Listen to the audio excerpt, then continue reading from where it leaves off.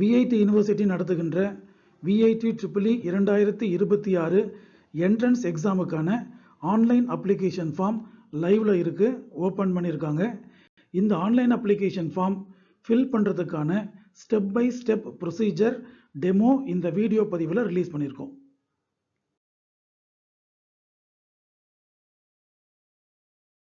VIT EEE 2026 online application fill பண்ணுறதுக்காக VIT university ஒரு common website introduce பண்ணியிருக்காங்க.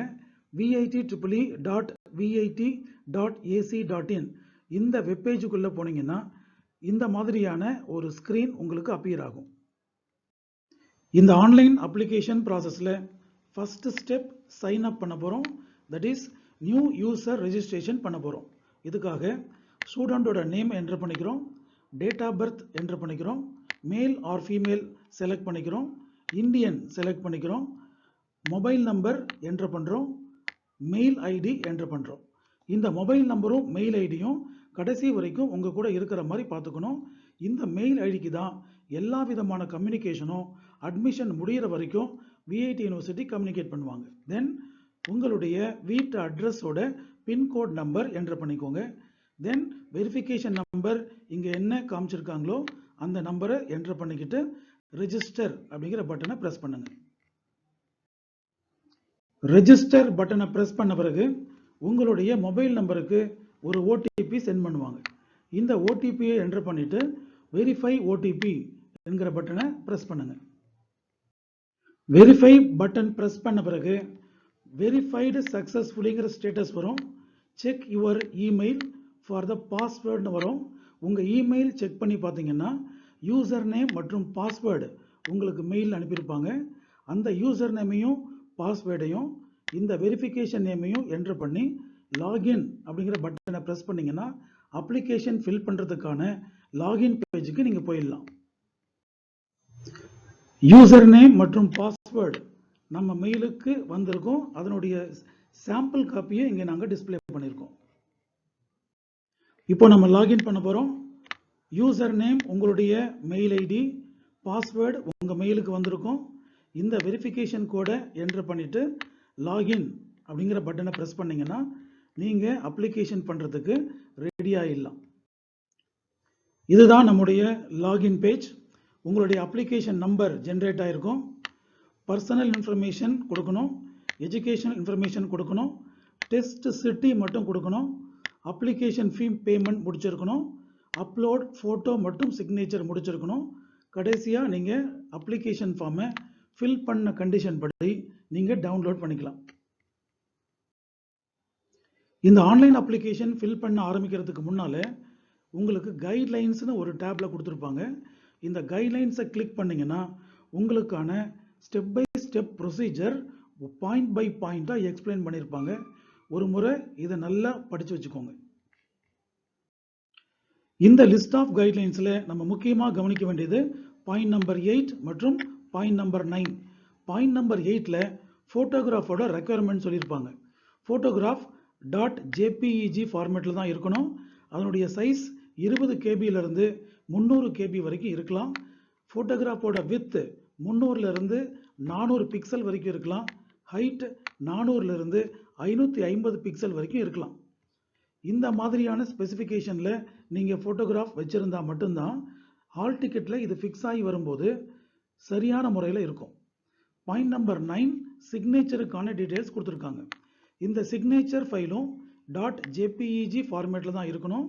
இதனுடைய டைமென்ஷன்ஸ் 3.5 சென்டிமீட்டர் வித்லையும் 1.5 சென்டிமீட்டர் ஹைட்லையும் இருக்கணும். இதை ஸ்கேன் பண்ணி இமேஜாக நீங்கள் வச்சுருக்கும் போது அதனுடைய சைஸ் 5 KBயிலிருந்து 150 KBக்குள்ளே இருக்கணும்.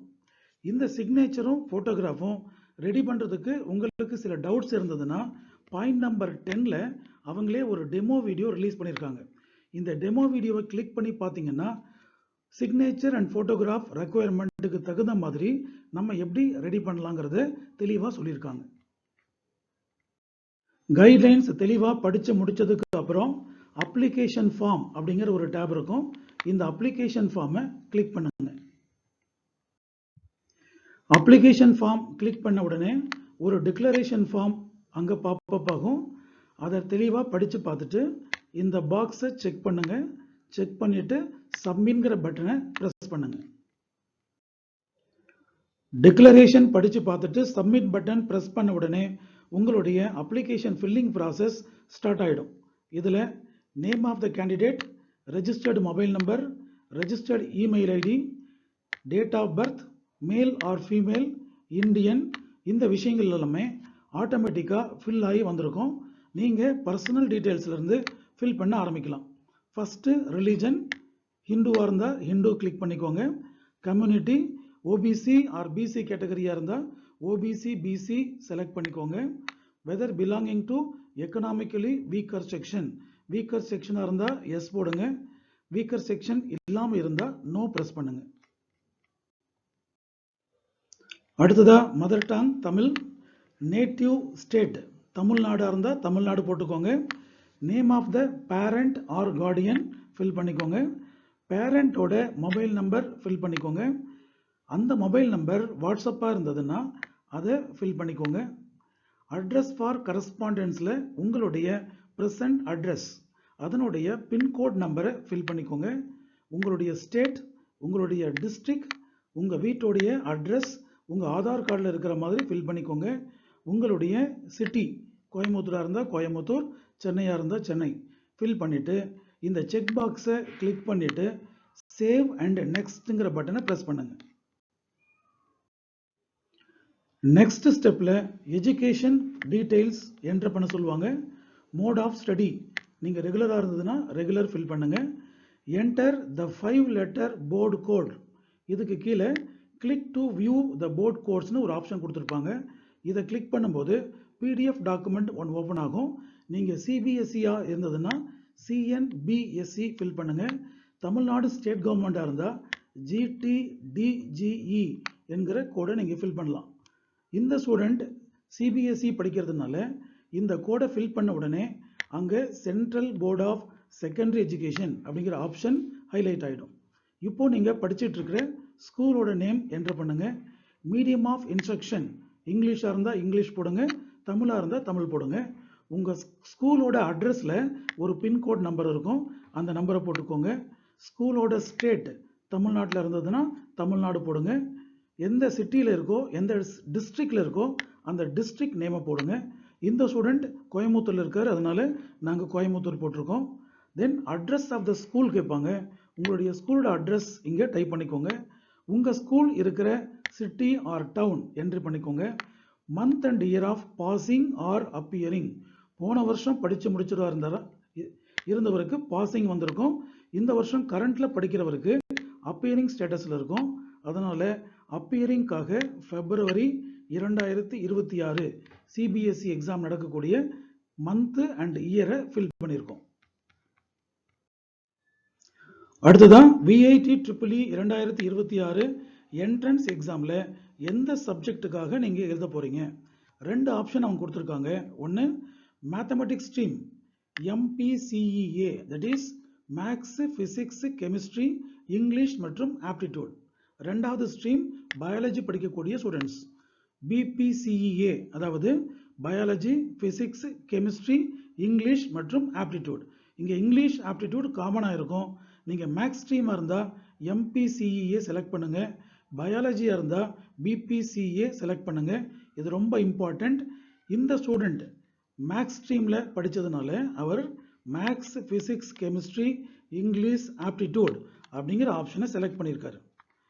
இந்த VIT-EEOட என்ட்ரன்ஸ் எக்ஸாம் பற்றி உங்களுக்கு எப்படி தெரிய வந்ததுன்னு ஒரு கொஷின் கேட்பாங்க.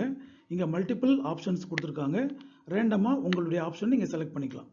செக் பாக்ஸை செக் பண்ணிவிட்டு கிளிக் பண்ணிவிட்டு சேவ் அண்ட் நெக்ஸ்ட் கொடுங்க.